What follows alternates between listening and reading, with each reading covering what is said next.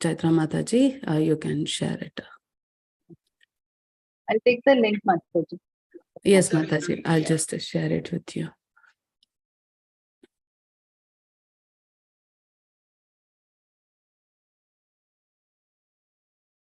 Haribol.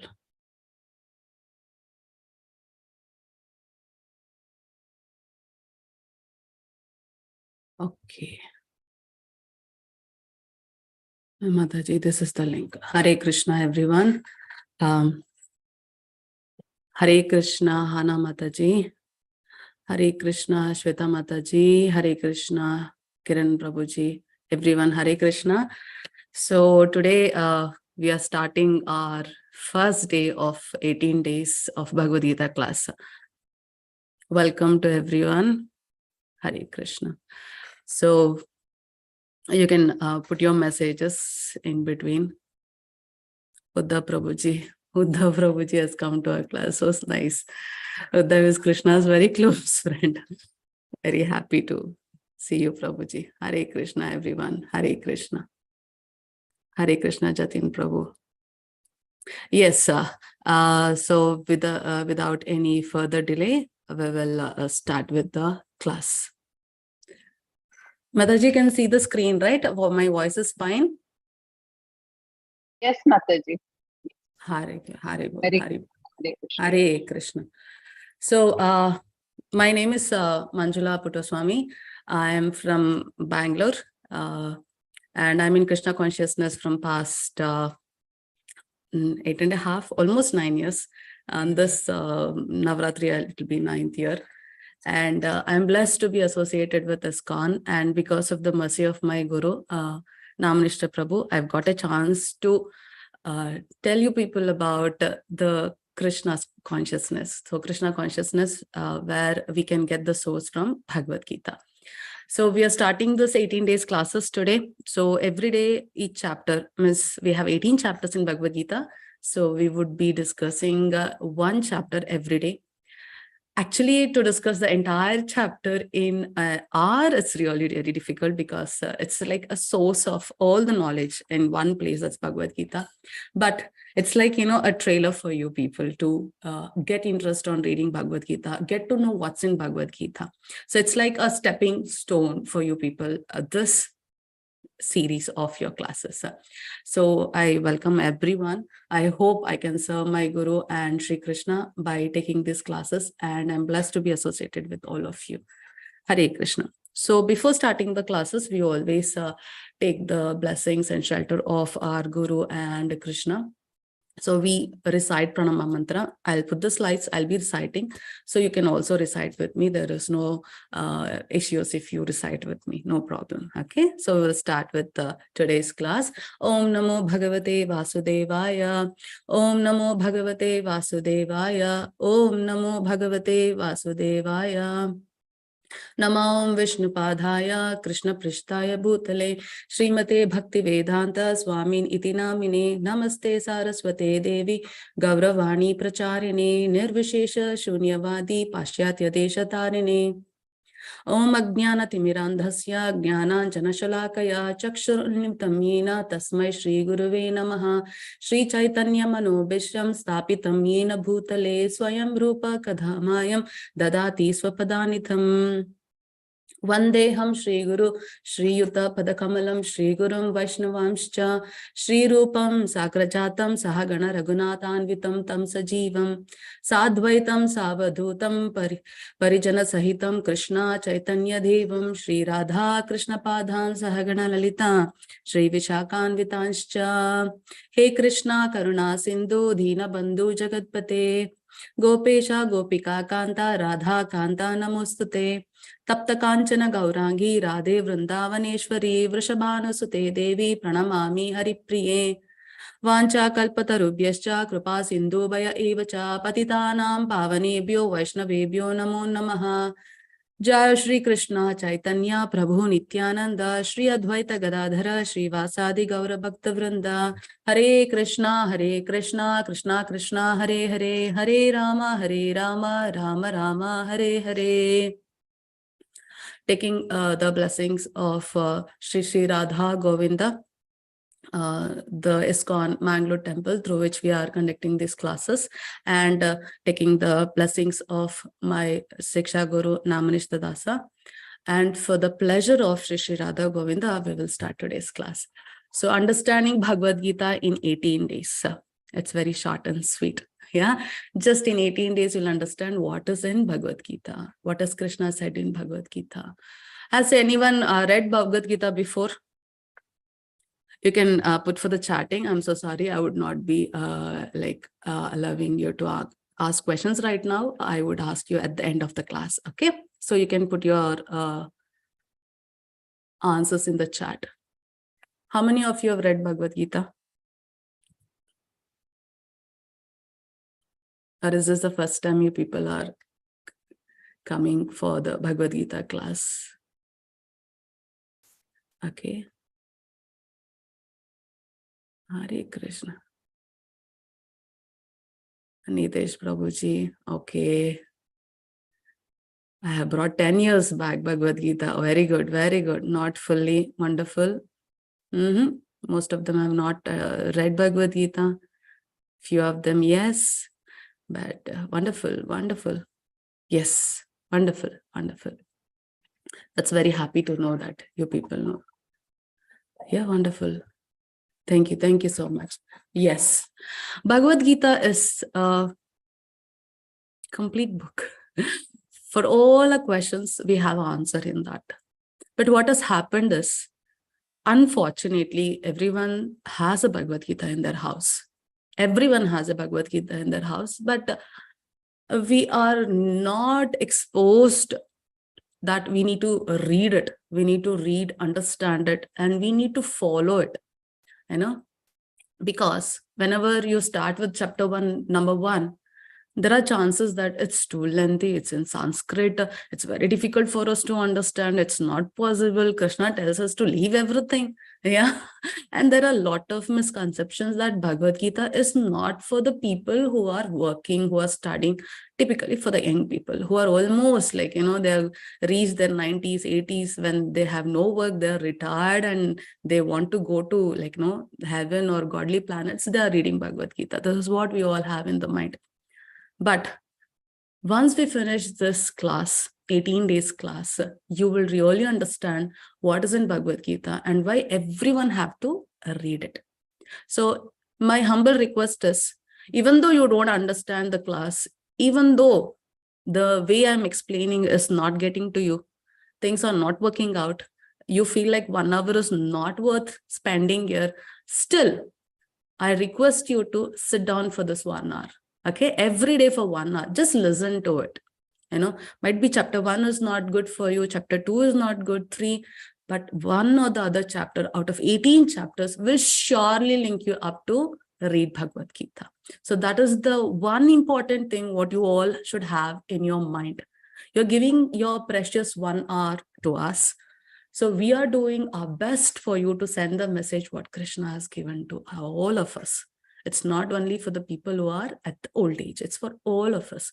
So let's understand it, give time, right? Just 18 days of your life, 1 hour of your day to know what Krishna is telling us. So you have to make this a point today that you're going to attend all the 18-day classes. All the 18-day classes. Okay, so please attend the classes. This is my humble request. Now, this Bhagavad Gita classes, whatever we are taking, of course, whatever Krishna has said, it is going to remain same. We cannot alter what Krishna has said, what Arjuna has asked. Means their conversation will never change in any kind of Bhagavad Gita. But the purport is given by Srila Prabhupada.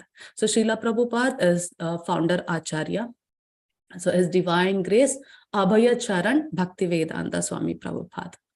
So he has given us the teachings, how Krishna wants us to live, how Krishna will solve our problems, how he has addressed the issues of every yuga, and how we have to live.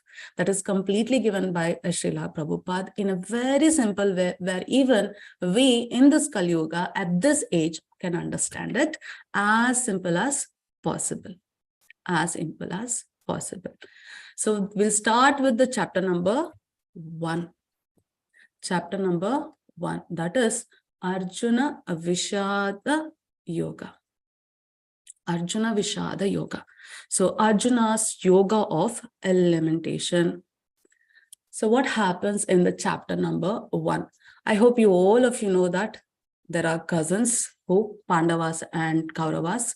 They want to be the rulers of the land, of course. Yes. So the righteous people to get the land or be the king and rule is Pandavas, but they won't get the chance. So because of that reason, there are many things, means we are not discussing Mahabharata here. So they ended up in the battlefield. So they are about to start the battle. Very simple. Okay. So one side we have Pandavas, another side we have Kauravas, and both the parties have their own group of people supporting them. So it's not just one or two people, millions of people together. Okay. So this is the scene where Krishna is going to tell the Bhagavad Gita to his closest friend Arjuna. Okay. So in that, the chapter number 1, observing the armies of the battlefield. So Dhritarashtra will inquire Sanjaya. So Bhagavad Gita starts with the first sloka where Dhritarashtra is going to inquire Sanjaya. So Dhritarashtra is, may I know who is Dhritarashtra? You can put your answers in the chat. Who is Dhritarashtra?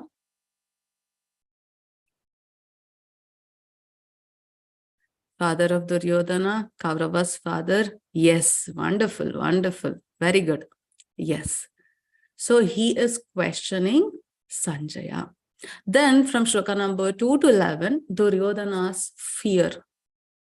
And then 12 to 19, blowing off respective conscience of people in the battlefield. Okay. Later on, Arjuna's observation from 20 to 27 sloka. And finally, 28 to 46 sloka, we can see Arjuna's reason not to fight. This is the summary of chapter number 1. Okay. So we will start with the first sloka. So before starting, as I already informed you, we are going to understand what Krishna has said in each chapter briefly. So in this chapter, we are going to observe 3 important things. So there are 3 people here. One is Dhritarashtra, Arjuna, and Duryodhana. Okay. So they are, Duryodhana and Arjuna are in the battlefield, and they are going to see the battlefield in a different way. And Dhritarashtra is away from the battlefield. How would he see? So these 3 things are very, very important, because Bhagavad Gita is not just understanding what is the conversation between Krishna and Arjuna. It is also about how are we linked to this Bhagavad Gita? Why we need to read this Bhagavad Gita? Understood? What is the benefit? What is the use? I know that is what is very important to us, right? So starting with the first shloka, Dhritarashtra uvacha dharmakshetre kurukshetre samaveta yutsavaha mamakaha pandavaschaiva kimakarvata Sanjaya. So you can see here, this is Dhritarashtra. He is in the palace. He is with his associate Sanjaya. Sanjaya is not in the battlefield again, but Dhritarashtra is asking Sanjaya what is happening in Dharmakshetra. Dharmakshetra means Kurukshetra. Kurukshetra is called as Dharmakshetra. Because whatever you do at that place, the righteous work done by the people who are in the path of Dharma will always have the victory. Okay, so that is a pilgrimage at Kurukshetra. That is why it is called Dharmakshetre Kurukshetra. Kurukshetra is Dharmakshetra. So Dhritarashtra is asking Sanjaya, after assembling in the place of pilgrimage at Kurukshetra, what did my sons and the sons of Pandu do, being desirous to fight? So please see here, very important thing, both are not in the battlefield. So how could Sanjaya see what's happening in the battlefield? He had got a boon from Vyasadev, his guru, that he can sit anywhere and observe what's happening. Like very simple, in your TV, you can see the live cricket happening somewhere at the other part of the world, right? Same kind of boon, okay? To technically, if you want to link about it. So the question is asked by Dhritarashtra. So by this shloka, this is the only shloka where you see Dhritarashtra talking. None of the shlokas you can see in the Bhagavad Gita where Dhritarashtra speaks anymore. This is the only shloka. So now in this shloka, we need to analyze what is the situation of Dhritarashtra. What is the situation of Dhritarashtra? So please see the very important thing when you understand. One is Dharma Kshetra is telling. Second thing he is telling, my sons and the sons of Pandu. See, he is the uncle of Pandu, isn't it? Pandavas, means Pandu's sons. Own brother's kids, isn't it? So both are his kids, right? Kauravas and Pandavas. Both are his kids. But what's happening? He's separating them. My sons, and sons of Pandu. Yeah. By this, what do we understand? Is this the right way of addressing his sons? Do you think Dhritarashtra is a good example for us?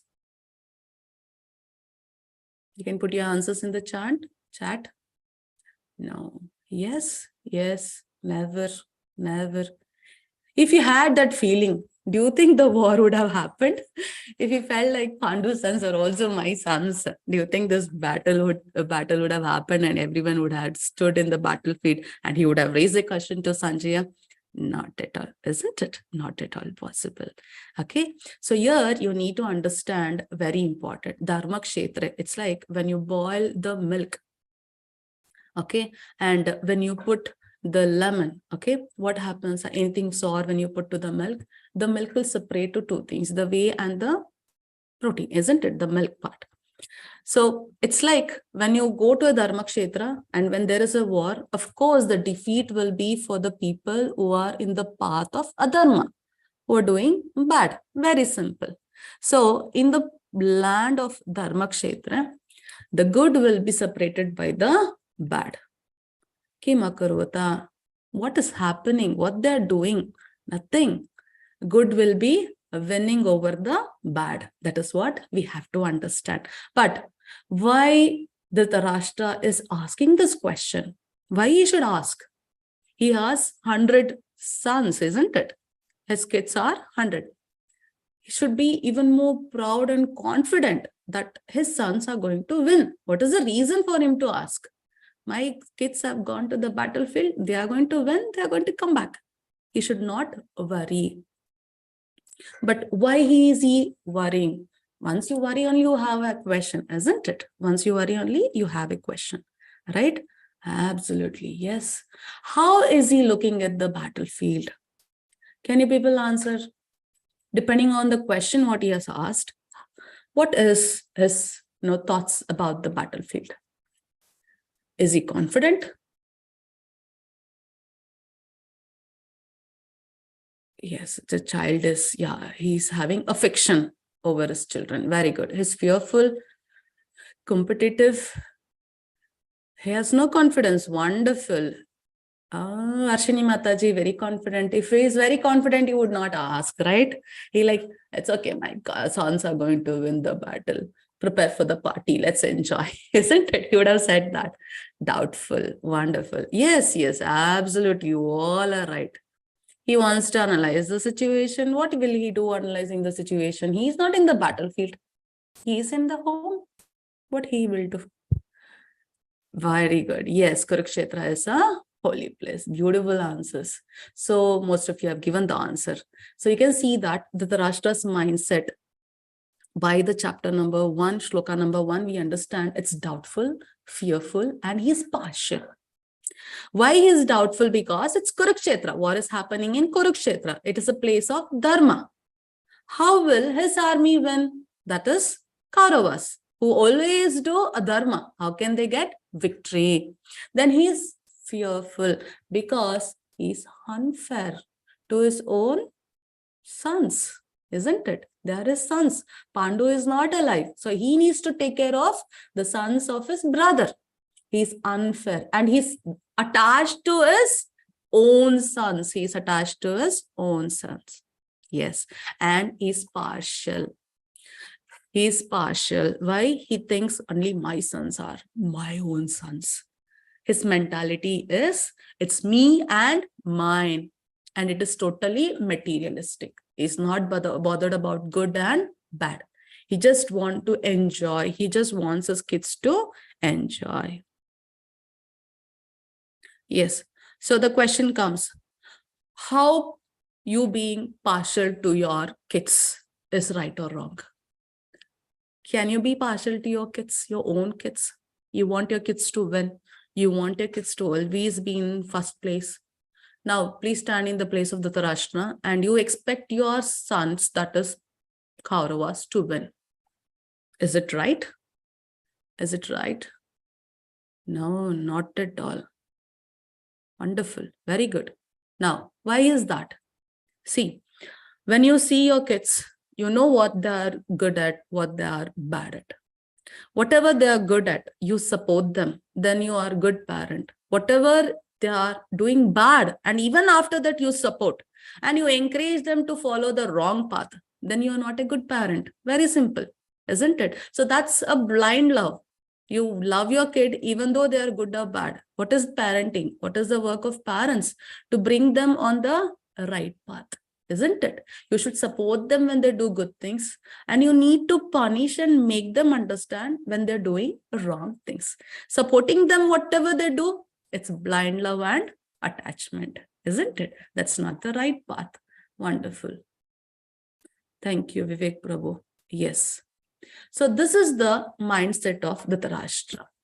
So you can see there are two important things: attachment versus affection. Attachment versus affection. Is it right? Attachment and affection, are they both same? Attachment, he's very much attached. Affection, he's affected. Is it affected? Affection? What is the difference? Can you have affection on anyone, or can you have attachment with anyone? What is the difference? Attachment and affection in case of the Dhritarashtra here. Yes, it's different. They're totally different. Yes. Yes. Affection is my kids. Yeah. See, if a kid falls sick, you can carry your kid to the doctor, and doctor wants to give an injection, or, you, by chance, you need to operate and give a very, a sore kind of medicine, which is not good. Your kid will not feel good. It might be in pain. The kid might cry, but it's good for the kid, isn't it? Yeah, but you're treating the kid. That's affection. You can have affection. You can have affection on everyone, no problem. But attachment is very difficult. It's very simple. You have a rose in a garden. That's a beautiful rose. You see the rose and say, wow, it's so beautiful. And you leave the rose there. That's a true love. That's a pure love. You see the rose and say, this is so nice. This rose should be mine. And you pluck it and keep it with you. Is it right?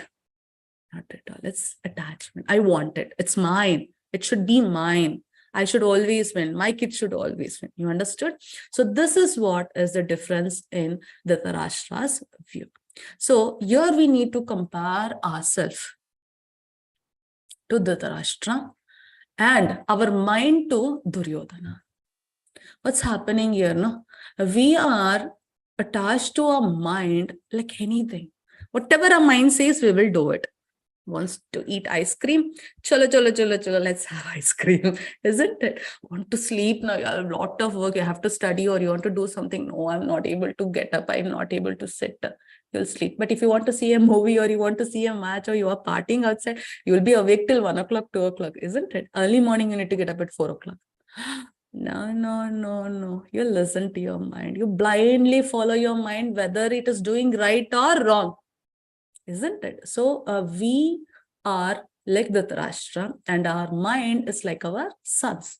We are blindly attached, and we are completely materialistic with our kids. That is our mind. So you need to know that we are not in the right path. If you're listening to your mind, Krishna is going to tell about the mind and us, how we should be, elaborately in completely one full chapter. So please be waited. I'll discuss that even more in detail. Okay. So this is how Dhritarashtra is being attached to his kids. Now, there are two other important things which you need to understand: dissatisfaction and adharma. Adharma is, in very simple words, you're doing something which you should not do, the bad things. Very simple. And dissatisfaction, once a person is not satisfied, he wants to take something, he wants to get something, he wants to make something as his own, what he would do? When he can't get it in the right path, he will choose a wrong path. Yes. Very good. Yes, Rishabh Prabhuji, listening to mind can lead to a lot of success. Yes, 100% Prabhuji. That is what I told. When your kids are doing right, you need to support it. Similarly, when your mind is telling you right things, you need to support it. But when your mind is telling wrong things, you should not dance to its tunes. That is what I meant, Prabhuji. Yeah, it's like a kid. Yeah, you need to support when they do right. And you should show your mind what is right, what is wrong. Wonderful. Yes. Now, what is dissatisfaction and adharma? Once you're dissatisfied, can you do adharma? There is a very popular saying: good people are always getting caught for one or the other reason. Bad people are always enjoying, many places you would have heard this thing. People who do adharma are always, then tell, why I should be good always? Why should I always follow the path of dharma? Why don't I do adharma and enjoy the life? Yeah, I also want good things. I want to enjoy in my life. I want this. Why should I go in the right path? Why should I not go in the wrong path? Same thing. Dhritarashtra, he wanted to be the king. He could not be because he's blind. The rules did not accept. Very simple. So because he was dissatisfied that he could not become the king, he wants his kids to be the king. So he is choosing the path of adharma. So that dissatisfaction of Dhritarashtra is leading to him to follow the path of adharma. So we are also like this. One or the other way, whether it is a small thing or a larger thing or bigger thing in our life, once we are dissatisfied, we'll try to take a shortcut path. Usually that would be a adharma path. Adharma path. So we need to be very, very conscious. So if he had not taken the adharma path and he had chosen the right path, the dharma, and he would have not worried about his dissatisfaction. He would have accepted the rules and regulation of the kingdom where he was, and he would have rightly handed the throne to Yudhishthira. What would have been the result? What would have been the result? No war. No war. We would have not sat like this and spoken, isn't it? Yeah, true, true. So everything, yes, Shakuni would have not left this to happen, right? Absolutely right. So this is how we understand the situation of Dhritarashtra. So we try to link how is Dhritarashtra linked to us? How can we associate ourselves with Dhritarashtra's current condition? Okay. Now, we will go to the second famous personality here, Duryodhana. Okay. So Duryodhana is in the battlefield. Okay. He is with this entire party who is supporting him. Pashyatam Pandaputranam Acharya Mahatim Chamum Vyudham Drupadaputrena Tvaha Shishyena Dhimatha. So in shloka number 3. Can you see the face of Duryodhana? Is it calm? Is he like very confident? Can you see the face of this? You saw Dhritarashtra's face. You are seeing now Duryodhana's face. Okay. Why the Duryodhana's face is being pictured like this? It's pictured based on the shlokas in the Bhagavad Gita, chapter number 1. Okay. How he is speaking. Okay. Depending on that, we are discussing it right now. So he will tell to his teacher. Who is Duryodhana's teacher? He's angry. Wonderful. Mama Dronacharya. Yes, Sankarshan Prabhu. Wonderful. Beautiful name. Yes, Guru Dronacharya. So this is Dronacharya. He is going to his teacher and he's telling, oh, my teacher, behold the great army of the sons of Pandu, so expertly arranged by your intelligent disciple, the son of Drupada. Each and every word Duryodhana is telling has a lot of meaning. There is an army. Which army? Pandu. Son's army means Pandava's army. It is arranged by your intelligent disciple. Very intelligent disciple. Because Dronacharya was the guru of both Pandavas and Kauravas. The son of Drupada is mentioning son of Drupada. Son of Drupada. He's not telling the name of the son. He is telling son of Drupada. So there is a reason for this. There is a very important reason for this. Can anyone tell me why he is telling his guru such kind of things? Why he is talking about the army? Why he is telling about who has arranged the army? What would be the reason? Why he is expressing this? If Duryodhana comes out, he can see himself, isn't it? I will let you know, Purvi Mataji, who is Drupada. Very good, Vivek Prabhu, because Dronacharya taught Pandavas to instigate his guru. Drupada is friend of Dronacharya. No, Prabhuji, Pradyumna Prabhuji, no. What could be the reason? Why he is telling his guru like this? No. He's questioning. Is he questioning?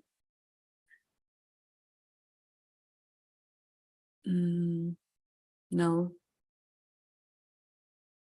Okay, no worries.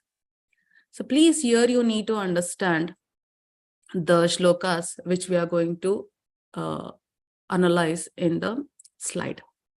What happens is Duryodhana is calling Drishtadyumna. Drishtadyumna is Drupada's son. So who is this Drupada? Drupada is Drona's enemy. They were friends before. They had some problem. Okay, I don't want to elaborate on it because we will deviate from our interest of our class. So what happens? They became enemy and Drupada will get a son who can kill Dronacharya. The son itself is Drishtadyumna. And being the great Acharya, Dronacharya, as a teacher, he'll accept Drishtadyumna. Even after knowing he is the person who is going to kill him, he teaches him. That is the thing. Okay. So here, please understand, Duryodhana is calling Drishtadyumna as Drupada's son because he wants to make sure that Dronacharya should never be lenient to the Pandavas. Because if he is lenient, he would be getting killed by Drupada's son, who has been born only to kill the Dronacharya. Understood? So this is very important. Means he is telling Dronacharya to not be lenient at all, thinking they are my disciples, they are my students. He also mentioned in the chapter number 1 in different shlokas, like there are great heroes on Pandava's side, okay, on Pandava's side, and there are even more greater leaders on Kaurava's side, and they would take war seriously. Means he is equalizing that the power is very, very much equal. So your support is completely required. Whose support? Dronacharya's support.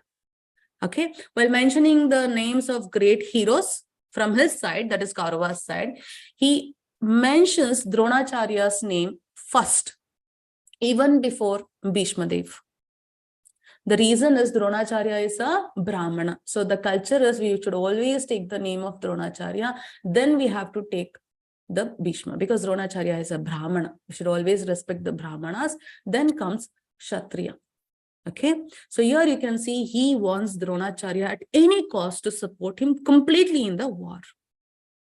And further, he mentions about Kripacharya, that is Dronacharya's brother-in-law, Ashwatthama, Dronacharya's son, as chief captains of Kaurava's army. He also mentions Vikarna, that is Duryodhana's youngest brother. Okay, even though he's not a great Maharathi, what happens? He wants him to fight with Kaurava's side. Yeah, Kaurava's side. And he said, there are many other heroes who are prepared to lay down their lives for my sake. Very important. There are many heroes in my army who are ready to give their life for my sake. It means if you support Pandavas thinking they are my students, these old people are going to lose their life. They are not simply some people just came back and stood next to me. They are not a simple person. They are not simple Kshatriyas. They are great Maharathis. Yeah. And there are people who are coming here only to give their life for me. They have all well equipped with weapons and experienced in military science. So our strength is immeasurable. We have Bhishma, our great grandfather is there with us. He's the greatest of great. Yeah. So we all have to fight together. We all have to fight together. So he makes sure Dronacharya and Bhishma, totally they are going to support him. And they're going to fight to the full strength to defeat the Pandavas. This is what our Duryodhana is discussing with his guru, Dronacharya, and also Bhishma. Dronacharya and Bhishma. So now there is a very important point for all of us to understand. Aggressors. There are 6 types of aggressors. I will ask you this question later on. Who are the aggressors? A poison giver, a person who gives a poison, an arsonist, one who attacks with deadly weapons, a thief, one who occupies another's land, and one who kidnaps another's wife. These are 6 types of aggressors. So a poison giver is Kauravas aggressors, are the group of aggressors. You can see Duryodhana fed Bhima a poison cake. An arsonist, yes, Duryodhana arranged a house of Lac to be built for the Pandavas, and he conspired that they all sleep in that house so that they can set a fire later on when they are sleeping, when they are poisoned, they had been poisoned and they could attack them easily. A thief, of course, Shakuni cheated in a dice game and plundered all their wealth. Okay, one who occupies another's land, the Kauravas then occupied the Pandavas' land. They did not will to game. Krishna said, see, war is not necessary. They are all Kshatriyas. Pandavas are Kshatriyas. They cannot leave and go somewhere. Like very simple, I am a farmer, I should grow crops. Very simple, isn't it? I am a farmer, I have to grow crops. Similarly, they are Kshatriyas, they have to rule. So there are 5 people, just give 5 small pieces of the land. Duryodhana did not agree even for that. He said, I will not even give a small pin. That is why we ended up with the battle. Okay, the one who kidnaps another's wife, you can see Draupadi by fall means once during the dice game, she was pulled into the assembly. And then once when Jayadratha attempted to kidnap her. Right? So this all makes them the group of aggressors. A group of aggressors. So this is about the discussion of Duryodhana. Now, once they are in the battlefield, once they were in the battlefield and they are ready to start the battle, both the sides of the army are going to blow their conch shells. So similarly, the Dhritarashtra's sons, they blew their conch shells. And on the other side, Pandavas, headed by Sri Krishna, also blew their conch shells. Sagosha Dhritarashtrana Hridayani Vyadaret. The blowing of these different conch shells became uproarious and thus vibrating both in the sky and on the earth. It shattered the hearts of the sons of Dhritarashtra. Hridayani Vyadaret. Means, when Krishna and Arjuna blew their respective conch shells, the sound from that conch shell was so strong that the hearts of Dhritarashtra shattered. Because they are already scared that they are doing adharma. and the confident people where Krishna is supporting, how would the sound come? It will be roarious, uproarious. Okay, this is about it. Now, we all know that Pandavas won the war. We all know that Pandavas won the war. Can you tell me what was the reason? I told about the aggressors and we linked it to the Kauravas. So we want to discuss, why did Pandavas win? What could be the reason? Why could Pandavas win? They follow Dharma, wonderful. Krishna's guidance, very good. They were on the righteous path, that is Dharma. Krishna was with Pandavas. Then Kapidwaja, very good. Shankarshana Prabhu, Vijay Kumari Mataji. Then Dharma, yes. Truth, wonderful. Same answer, same answer. Krishna and Dharma, Kapidwaja. The chariot, very good. Dasharatha, very good, Prabhuji.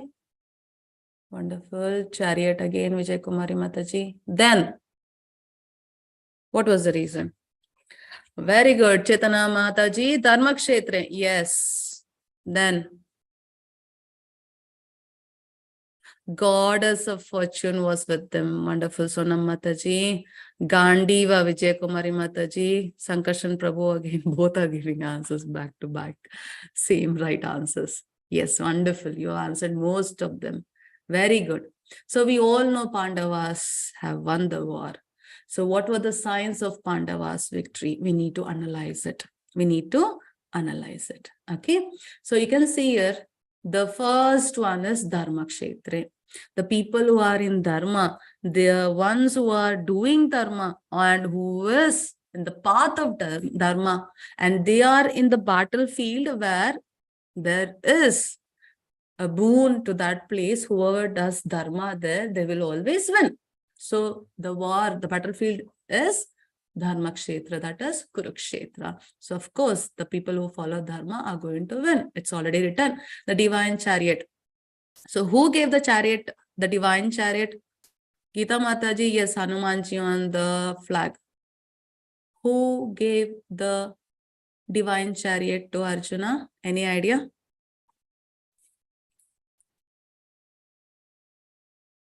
Agni Deva.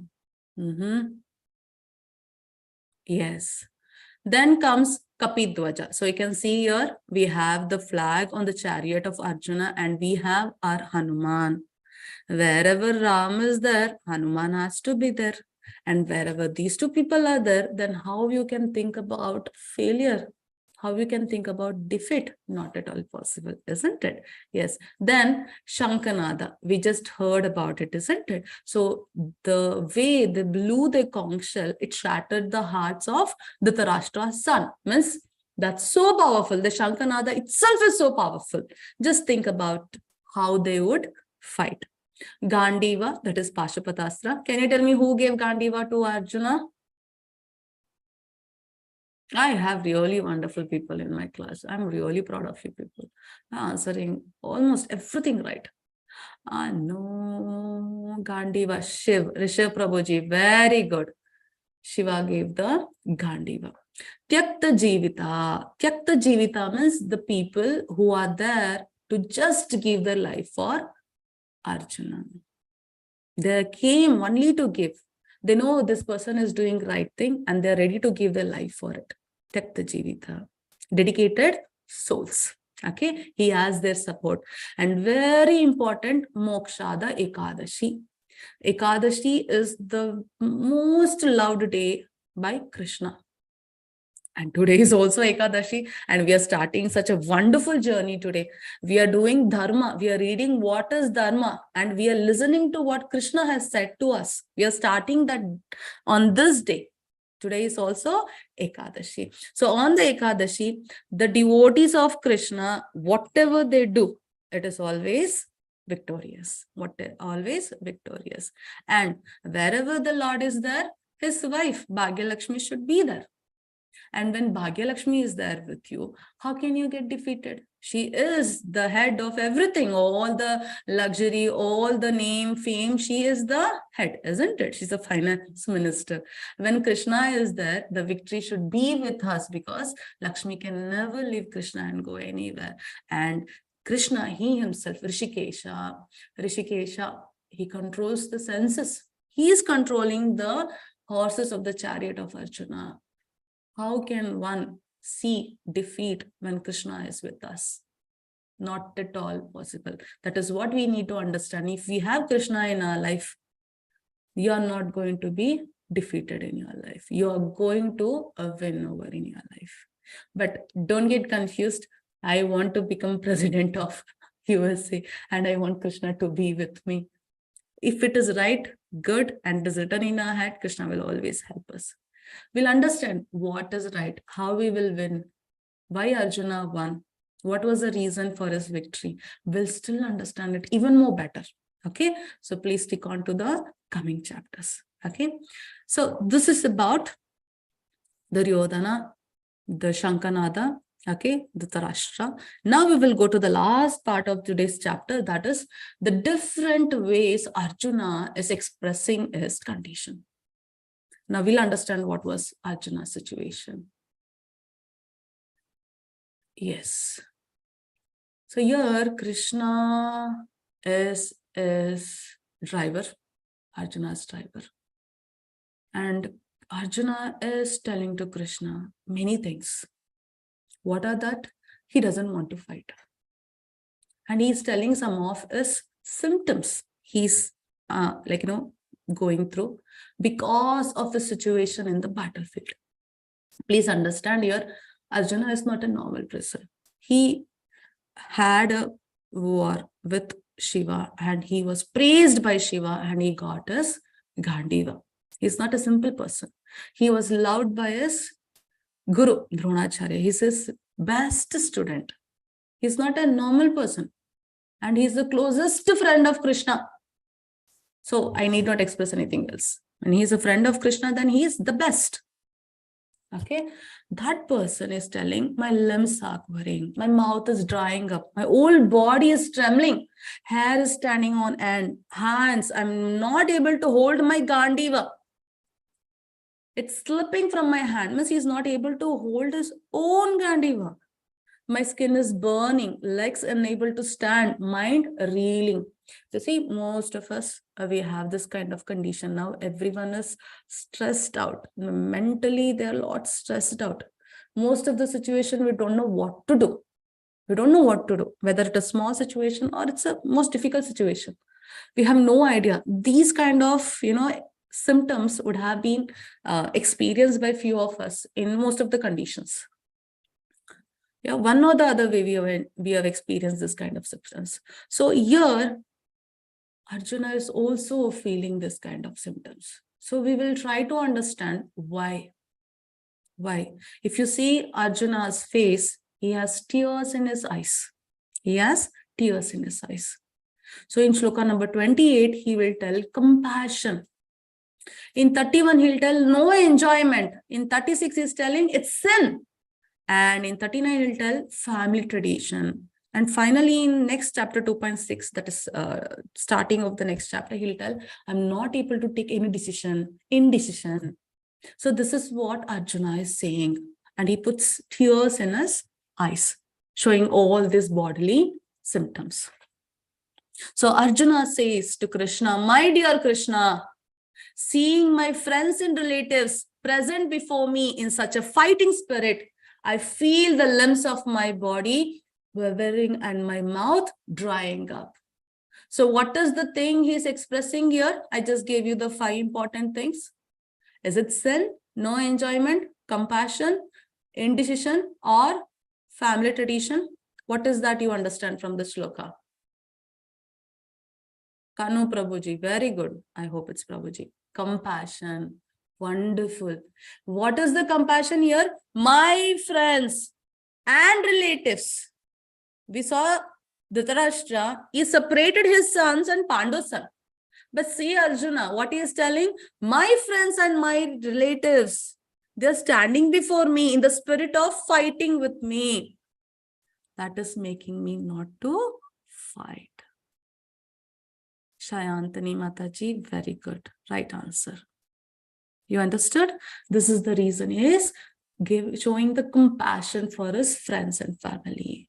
I do not see how any good can come. I do not see how. Nacha Shreyo Anupasyami. Shreyo, nothing good can come from killing my own kinsman in this battle. Nor can I, my dear Krishna, desire any subsequent victory, kingdom, or happiness. Rajyam Sukhani Cha. Vijayam Krishna Annacha Rajyam. Means I don't see any happiness here. I don't want this kingdom. I don't want this victory. I don't have the desire. How am I getting that things? By killing my own kinsman. So what is the characteristics here? What is it? First one was compassion. Second one is Kannu Prabhuji. Very good. No enjoyment. How will I enjoy?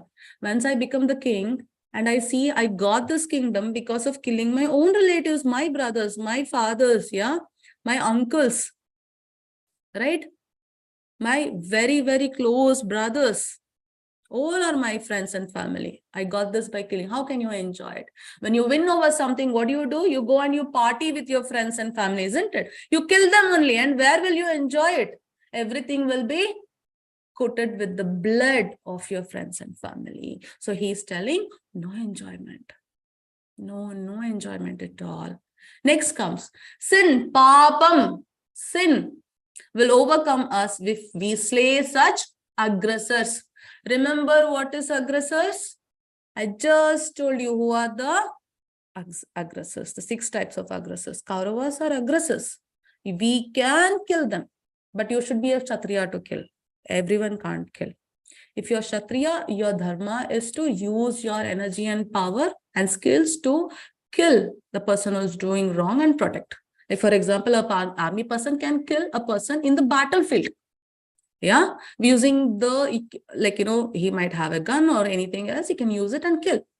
But the same army person, he has come to home, he's on leave, he's not on the duty, and he uses a gun and kills someone, the same army person will be put into the jail.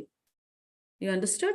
So you need to be in the Kshatriya role. You need to be having those rules and regulations. Then only you can take it into your hand. You can kill the aggressors. So here Krishna is being informed by Arjuna, it's a sin if I slay such aggressors. Therefore, it is not proper for us to kill the sons of Dhritarashtra. So it's very clearly mentioned here by Arjuna, Dhritarashtra's sons are aggressors. Shastras also say they are aggressors. How? We discussed just few minutes before. And our friends, what would we gain? O Krishna, husband of the goddess of fortune, Madhava.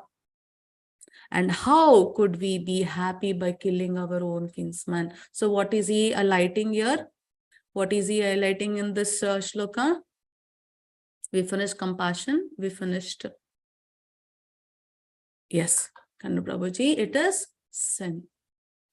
Now, Kulakshaya, with the destruction of dynasty, the eternal family tradition is vanquished. And thus, the rest of the family becomes involved in irreligious practice. So you can see in the war field, all the elders are there. All the men, all the elders who know what is right, what is wrong, who have the most of the knowledge and experience, who should guide the younger ones. And the one who don't have knowledge, they have to guide. If they all are killed in the battlefield, who will help? Who will help them to follow the right path? So I'm going to destruct the entire dynasty. Kulan Kshaya. I'm going to spoil that entire family, the dynasty itself, because there are no people to guide them in the right path. They might take up the wrong path and they might become irreligious. So family tradition, this is the shloka. And in 2.6, that is the next chapter, he'll tell, nor do we know which is better. Nor we don't know which is better. What does it mean? What does it mean? Nor do we know which is better. What is the condition? Very good, Kanika Mataji. It is indecisive. He doesn't know what is right, what is wrong. Conquering them or being conquered by them. The sons of the Dhritarashtra, whom if we killed, we should not care to live, are now standing before us on this battlefield. So these are the important, very important conditions of Arjuna. So all the shlokas which he describes in the chapter number 1 till chapter number 2, he is telling he has compassion, there is no enjoyment, it is sun killing them, and I will destroy the family tradition, and I don't know what to do. So now question yourself, are you in any of these 5 situations? Any of these 5 situations ever in your life? You have compassion. You might see some doctors, they cannot operate their own kids or their family members or loved ones because, they feel, they get compassionated. They're my family, Yes, some people can't teach their own kids because they're scared I might hit them, scold them. Yeah. Have you come across this kind of situation anytime in your life? Anytime in your life? Where's Svatvisha Mataji? These are all the weakness. Yes. Vishrishav Prabhu, maybe no family tradition. Just analyze, you might be compassionate on someone. You might be help them even though they're doing wrong. You might be worried what would happen if I don't help. You might have committed a sin. Or you might have a think like, am I doing right or wrong? Is this sinful or not? It's not right, I should not do it. Yes, most of you are. So like this, we all are in one or the other condition where Arjuna is. So in the next chapter, Krishna is going to answer all these 5 questions. Questions means Arjuna's condition. For what? I don't want to fight Arjuna. I don't want to fight in the battlefield. No, I want to go back. This is what Arjuna is telling to Krishna. We'll see what will Krishna give answer for all these reasons what Arjuna is saying and how he will make him fight in the battlefield. So by answering these points, we also get answers for our life situation where we would end up in any of these 5 conditions, whether it's a small condition or a serious condition, how we could tackle our life. So in this chapter, we came to know about Dhritarashtra, how he inquired, Duryodhana's fear, the blowing of conch shell, and we understood the observation of Arjuna and the very important reasons what he gave not to fight. So my very important question, Arjuna telling that I won't fight, is it right or wrong? Is it right or wrong? Can he say like this? Can he give reasons and tell, I don't want to fight? What do you people think? Kirtana Mataji being confused is okay. Kinjal Mataji, wrong. What about others? What do you think? Kandu Prabhuji, wrong. Can Arjuna be confused? He's right in his own way. He's right by his analysis. He's right somehow until we know what Krishna said. Wonderful answer. Very diplomatic answer. He was right, but after listening to Krishna, how he proved to be. Okay. Being Kshatriya, it's his duty to fight. Wonderful, Sonam Mataji. Yes. Okay. Devya Mataji. Wonderful. Dipti Mataji. Yes, he should fight. Hana Mataji, maybe not, but later Krishna removes all the blurry thoughts from Arjuna's mind. Yes. So, being a Kshatriya, being called to the battlefield, he has to fight. He has to fight. That is the dharma of a Kshatriya. That is the dharma of the Kshatriya. He needs to fight. It's very, very important. But he's not fighting. That's a different thing. That is totally a different thing. I don't understand why. So we also don't understand why. We'll see what Krishna will tell in the next chapter for all this kind of behavior of Arjuna. So we'll understand whether Krishna is supporting what Arjuna is saying or is going to scold him. Okay, so we'll understand that in coming chapter. So by this, I finish today's class. So if you have any questions,